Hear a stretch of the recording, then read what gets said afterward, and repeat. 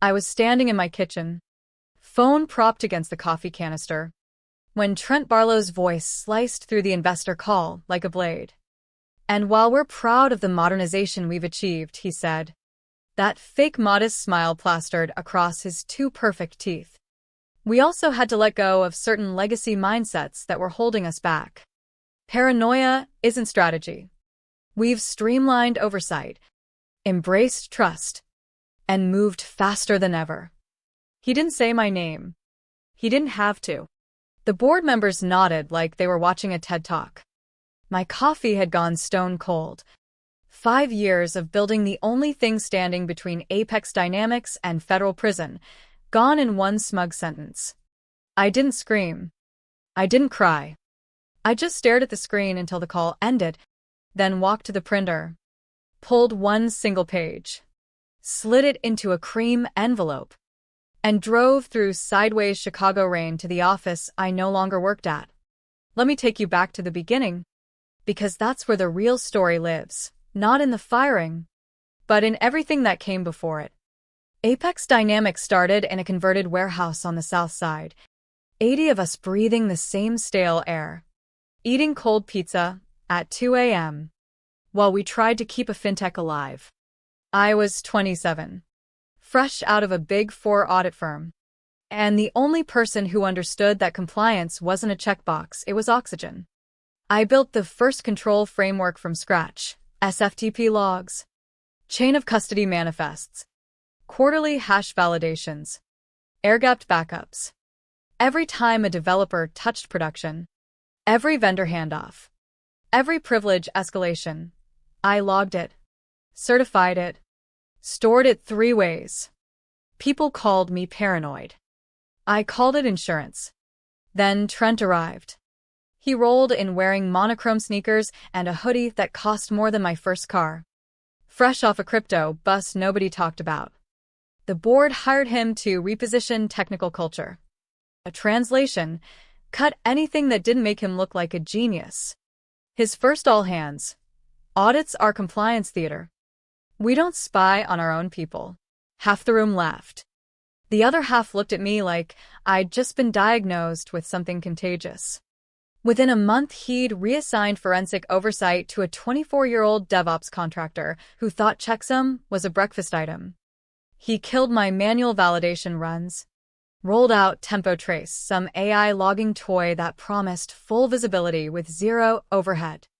I watched it miss 6 out of every 10 handoffs in Sandbox. Trent clapped like it was the Super Bowl. I didn't argue. I documented. Every override he approved without review. Every deleted alert. Every time he clicked dismiss on a high-severity finding. I archived it all, encrypted, time-stamped, mirrored to 3 offsite locations, and, most importantly, printed and sealed in physical form. Because courtrooms don't accept screenshots. They accept paper you can swear to under oath. I even updated my email signature with an invisible tracking pixel that cued a physical printout every time I sent a flagged concern. Quiet. Invisible. Bulletproof. They called it paranoia. I called it the only reason we'd never failed a SOC2. Never lost a federal contract. Never had the SEC knock on our door. Then came the morning it all snapped. It was a Tuesday in November. Cold rain hammered the windows like it was trying to break in. I walked into the office for what I didn't know would be the last time. Shoes soaked. Heart steady. The HR packet was already on my desk, thin, merciless. Termination effective immediately. No cause listed. No severance beyond the legal minimum. 5 years reduced to a single sheet of legalese.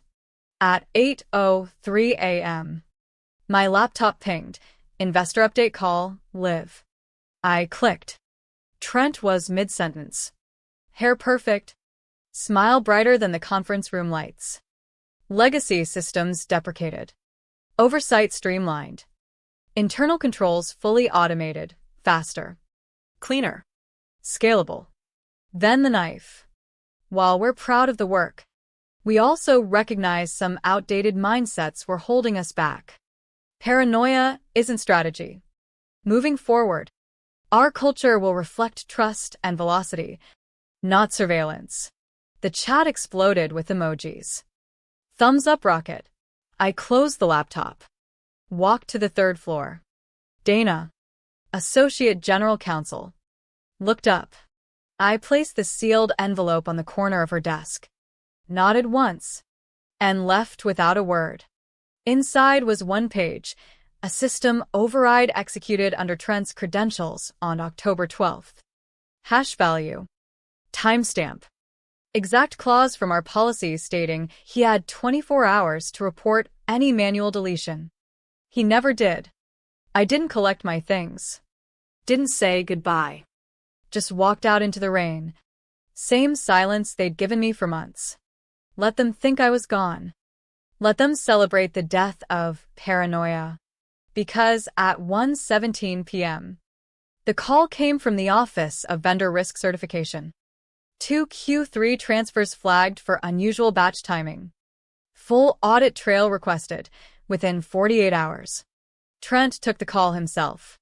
Yes. Trent Barlow, CTO. No. We don't have retained logs from that period. We transitioned mid-quarter.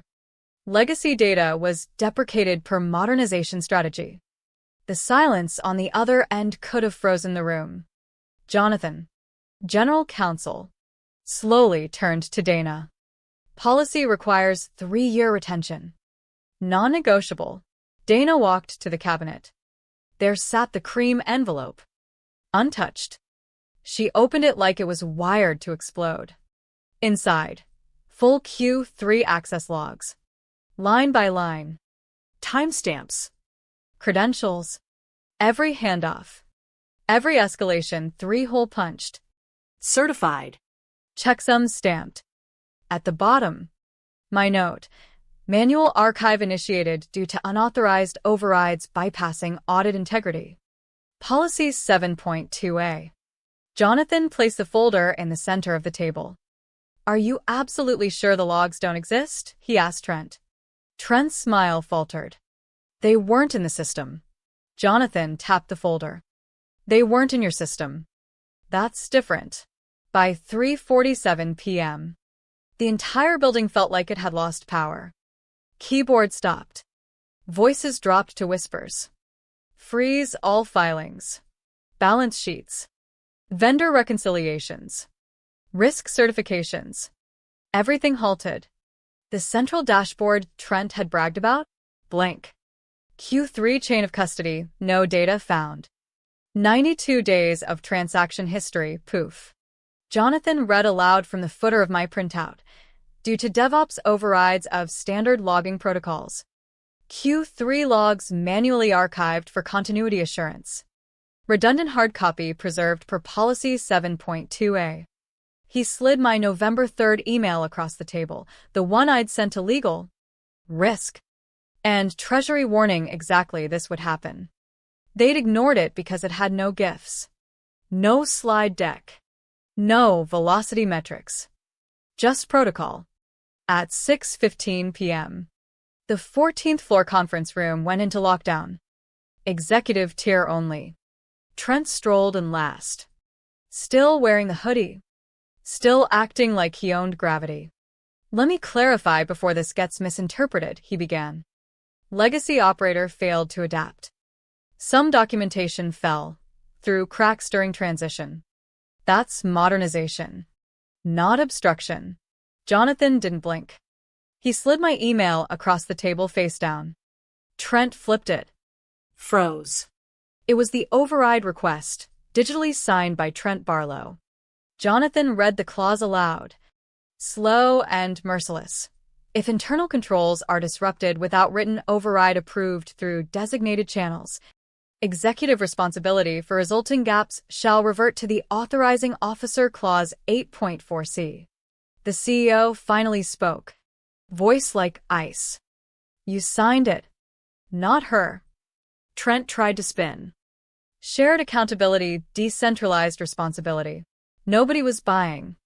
Because in that moment, every person at the table saw exactly what he was. A gambler who bet speed against structure and lost to the woman he called paranoid. The CEO turned to Jonathan. "Start the paperwork," then walked out, leaving Trent alone with the clause he'd never bothered to read, wrapped around his neck like the signature he never should have used. The email arrived at 7:14 a.m. 2 days later. No subject. Just, would you be open to returning in a consulting capacity to support ongoing compliance continuity efforts? No apology. No accountability. Just a sterile hand reaching across the grave they'd dug. I forwarded it to my attorney. He sent back 2 things. First, Section 12.3e of the Employee Handbook, the clause I'd helped write years ago, wrongful termination of a compliance officer during open or pending regulatory review triggers compensatory liability under indemnity protections, including loss of safeguard damages, audit remediation costs, and reputational penalties. Second, an invoice. $6.2 million. Itemized. Back pay. Consultancy rate. Breach penalties. Projected external audit costs. All backed by the very indemnity policy Trent had called excessive. They paid in full within 48 hours. Then published the sanitized memo. "We are excited to welcome back Jamie Kessler as Senior Compliance Advisory Partner." I hadn't agreed to return. I hadn't signed anything. But they needed the world to believe I was still there, because if I wasn't, they had to explain why a company under federal review had fired its only verifiable control officer, purged its audit logs, and let a pitchman override every safeguard between them and prison. So they faked the landing. And in doing so, they validated every line I'd ever written. 2 weeks later, a courier delivered a leather-bound board resolution. Unanimous reinstatement, not as employee, not as consultant, but as permanent board-facing compliance custodian. Operational independence. Full access restored. Indemnity locked. Every future communication mirrored to the audit committee. Translation. Nobody could touch what I documented. Ever again. Trent's name never appeared. Not in the CEO's update. Not in Slack. Not even in the footnotes. He simply vanished under, placed on leave pending internal review. I never went back to the office. I don't sit in meetings. I don't answer Slack pings. I don't drink burnt coffee while someone explains risk with cartoon slides. I don't need to. Because every 90 days, at 2 a.m., exactly, a single encrypted signal leaves the compliance core I wrote. It travels a tunnel only I control, lands in my air-gapped archive, validates every hash chain, every access, every sign-off, and at the bottom of the log, the line that never changes, maintained by Jamie Kessler, verified compliance custodian. It's not bold. It's not celebrated. It's just there. Permanent. Uneditable. The fingerprint of the woman they tried to delete. They can change CEOs. They can rebrand. They can rewrite the org chart. But they can't touch that line. Because it's not code. It's continuity. And that's all I ever wanted, not revenge. Not applause. Just the quiet knowledge that what I built still stands. Long after the people who thought removing me would fix everything learned the hardest lesson of their careers. Some foundations are poured in silence. And they don't crumble when you stop believing in them. They wait. They remember. And when the floor finally gives way, they're the only thing left holding the roof up.